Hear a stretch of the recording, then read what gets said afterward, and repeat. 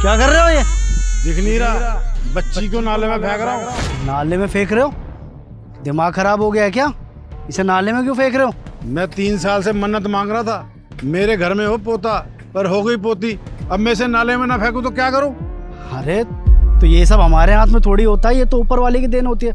और अंकल जी, आप तो बड़े खुश नसीब हो, आपके घर में बेटी पैदा हुई है। अरे बेटियां तो लक्ष्मी का रूप होती हैं, आप तो बड़े खुश नसीब हो, और आप इसको नाले में फेंक रहे हो। अच्छी बात है कोई? अरे नहीं चाहिए मुझे कोई बेटी और लक्ष्मी, तू जाके अपना काम कर। अरे रुको रुको, देखो इस बच्चे को नाले में मत फेंको। इस बच्ची का क्या कसूर है? ये आपके घर में पैदा हुई है। अगर आप नाले में फेंक रहे हो तो एक काम करो, ये बच्ची मुझे दे दो, मैं पाल लूंगा। तो ठीक है, फिर ये ले पकड़ इसको। और हाँ, मेरी बात सुन, इसे वापस लेके मत आ जियो मेरे पास।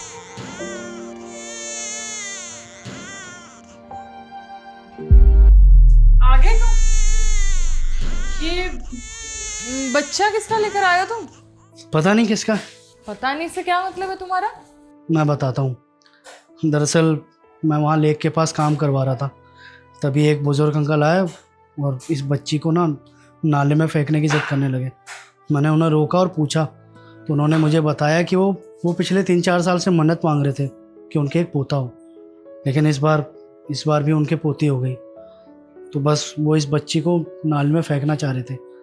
तो मैंने उन्हें बोला कि आप इस बच्ची को मत फेंकिए, लेकिन उन्होंने मेरी एक बात भी नहीं सुनी और दोबारा से इसे नाले में फेंक रहे थे। तो मैंने कहा कि आप इसे फेंकिए मत, अब मुझे दे दीजिए, मैं इस बच्ची को पाल लूँगा।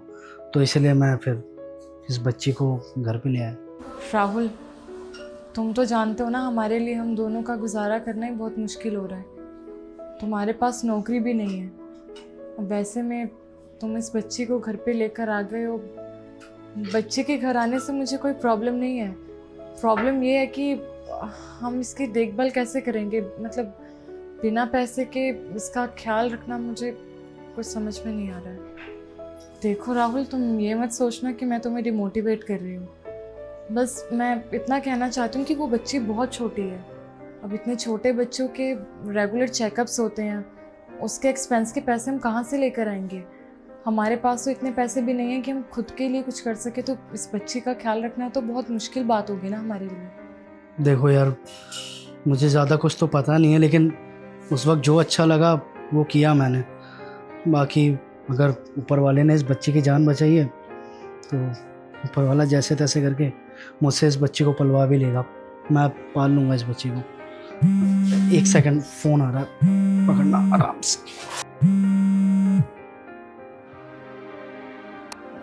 हेलो जी, वकील साहब बोलिए। क्या सच में? जी जी, ये तो बहुत अच्छा हो गया। आप चिंता मत कीजिए, मैं शाम को ही आपसे मिलने आता हूँ।